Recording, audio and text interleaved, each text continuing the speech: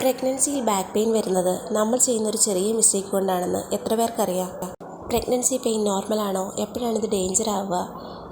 എപ്പോഴാണ് ഹോസ്പിറ്റലിൽ അത്യാവശ്യമായിട്ട് പോകേണ്ടി വരിക? ഇതൊക്കെയല്ലേ നമുക്കറിയണ്ടേ? പ്രഗ്നൻസിയിൽ നോർമലായിട്ടാണ് പെയിൻ വരുന്നതെന്ന് എല്ലാവരും പറയും. പക്ഷെ അതെന്തുകൊണ്ടാണെന്ന് ആരും പറയില്ല. പക്ഷെ എല്ലാ വേദനയും നോർമലല്ല എന്നുള്ളത് നിങ്ങൾ മനസ്സിലാക്കണം. ചിലപ്പോൾ ഇത് സിമ്പിൾ ബോഡി ചേഞ്ച് ആയിരിക്കും, ചിലപ്പോൾ ഡോക്ടർ അറ്റൻഷൻ വേണമെന്നുള്ള സിഗ്നൽ ആയിരിക്കും. ഇന്ന് ഈ വീഡിയോയിൽ നമ്മൾ സംസാരിക്കുന്നത് എന്തുകൊണ്ട് പിന്നെ വേദന നടുവേദന എങ്ങനെ കുറയ്ക്കാം, നമ്മൾ ആദ്യം എപ്പോൾ ടെൻഷൻ ആവണം, അതായത് പ്രഗ്നൻസി സമയത്ത് ബോഡിയിൽ വലിയ മാറ്റങ്ങളാണെങ്കിലും ആവാൻ പോകുന്നവരാണെങ്കിലും ജോയിൻസിൽ ചെയ്തത് കേട്ടോ. ബേബി വെയിറ്റ് മുന്നോട്ട് വളരുമ്പോൾ നമ്മുടെ ബോഡി വലിയ മാറ്റങ്ങൾ നടക്കുന്നുണ്ട്. Spine extra pressure, hormone, joints നമ്മൾ ലൂസാക്കും. സെക്കൻഡ് സ്റ്റെപ്പ് ബേബി വെയിറ്റ് മുന്നോട്ട് വരുമ്പോൾ ബോഡി ബാലൻസ് മാറും, സ്പൈൻ എക്സ്ട്രാ പ്രഷർ വരും. എസ്പെഷ്യലി സെക്കൻഡ് ട്രൈമസ്റ്റർ മുതൽ തേർഡ് ട്രൈമസ്റ്റർ വരെ ലോവർ ബാക്ക് പെയിൻ കൂടുതലായി അനുഭവപ്പെടും. ബേബി വളരുന്ന അനുസരിച്ച് യൂട്രസ് മുന്നോട്ട് ഷിഫ്റ്റ് ചെയ്യും. അതിനെ ബാലൻസ് ചെയ്യാൻ നമ്മൾ അറിയാതെ ബാക്ക് സ്ലൈറ്റ്ലി ബെൻഡ് ചെയ്യും.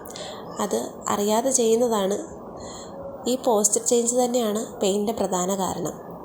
നമ്മളറിയാതെ ചെയ്യുന്നതാണെങ്കിലും നമുക്ക് വരുന്നത് അതിൻ്റെ തിക്താനുഭവം വളരെ വലുതാണ് എന്ന് തന്നെ പറയാം. പിന്നെ ബാക്ക് പെയിൻ വരുന്നത് ബേബി വെയിറ്റ് കൊണ്ട് മാത്രമല്ല കേട്ടോ.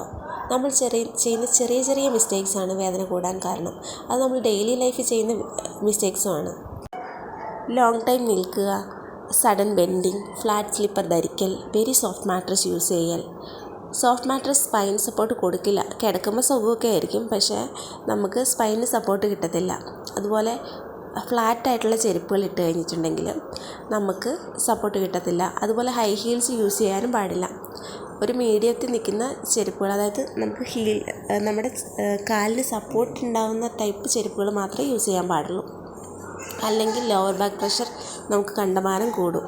അതുകൊണ്ട് പകൽ സമയങ്ങളിൽ നമ്മൾ കൂടുതൽ ചെരുപ്പ്, ഇങ്ങനത്തെ ടൈപ്പ് ചെരുപ്പൊക്കെ യൂസ് ചെയ്യുമ്പോഴാണ് നമുക്ക് രാത്രിക്ക് ഈ വേദന നല്ലോണം അധികരിക്കുന്നത്. ഇനി റിലീഫ് കിട്ടാൻ വേണ്ടി എന്താ നമുക്കിപ്പം ചെയ്യാൻ പറ്റുക, അത് നാച്ചുറലായിട്ട് ചെയ്യാൻ പറ്റുന്ന എന്തൊക്കെയാണെന്ന് നോക്കാം. ലെഫ്റ്റ് സൈഡായിട്ട് കിടക്കുക. കാരണം ലെഫ്റ്റ് സൈഡ് നമ്മൾ കിടക്കുമ്പം സർക്കുലേഷൻ ഇമ്പ്രൂവ് ആവും. പിന്നെ പില്ലോ സപ്പോർട്ട് കൊടുക്കുക. ഒരു പില്ലോ വയറിന് താഴെ, ഒരു പില്ലോ കാലിൻ്റെ ഇടയിലും വെക്കുക. അപ്പം വയറിന് സപ്പോർട്ട് കിട്ടും. പിന്നെ ഒരു ഡെയിലി ഒരു 20 to 30 മിനിറ്റ്സ് നടക്കുക.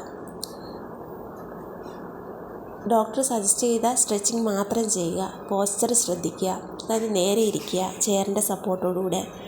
ഹെവി വെയിറ്റ് എടുത്ത് പൊക്കരുത്. ചെറിയ ചേഞ്ചസ് വലിയ റിലീഫ് നൽകും. ഇനി പറയാൻ പോകുന്നത് ഏതൊക്കെ കേസുകളിലാണ് നമ്മൾ ഡോക്ടറെ കണ്ടതെന്നുള്ളതാണ്. Severe pain, leg numbness, fever, bleeding, sudden sharp unbearable pain. ഒരു കുഞ്ഞിൻ്റെ അമ്മയായി എല്ലാവർക്കും അറിയാൻ പറ്റുന്നൊരു കാര്യമാണ് കേട്ടോ ഞാനിനി പറയാൻ പോകുന്നത്. രാത്രി എല്ലാവരും ഉറങ്ങും, പക്ഷെ നമുക്ക് മാത്രം ഉറങ്ങാൻ പറ്റില്ല, തിരിഞ്ഞു കിടക്കാൻ പറ്റില്ല. പക്ഷേ കുഞ്ഞിൻ്റെ ചെറിയൊരു കിക്ക് കിട്ടുമ്പോൾ നമുക്ക് ഇതൊന്നും ഒരു പ്രശ്നമേ അല്ലെന്ന് തോന്നിപ്പോവും അല്ലേ? അമ്മ സ്ട്രോങ് ആണ്, കാരണം അവൾ ഒരാളല്ല, 2 പേർക്കായിട്ട് ജീവിക്കുക. പക്ഷെ സ്ട്രോങ് ആണെന്ന് പറഞ്ഞ് വേദന ഇഗ്നോർ ചെയ്യരുത്. കാരണം അമ്മമാർക്കറിയാം അവരുടെ ശരീരത്ത് എന്തെങ്കിലും ചെറിയ മാറ്റം സംഭവിക്കുമ്പോൾ.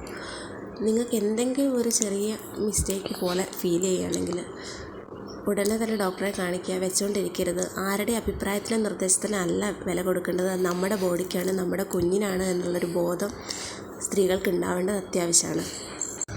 ഹെൽത്തി അമ്മ ഈക്വൽ ടു ഹെൽത്തി ബേബി.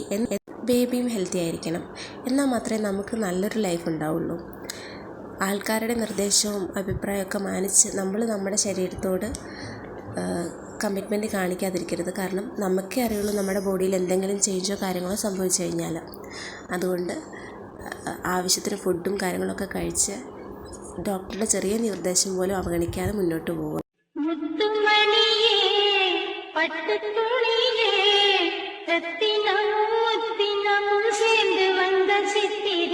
சாமி கிட்ட சொல்லி வச்சு சேர்ந்ததிந்த செல்லக்கேடியே.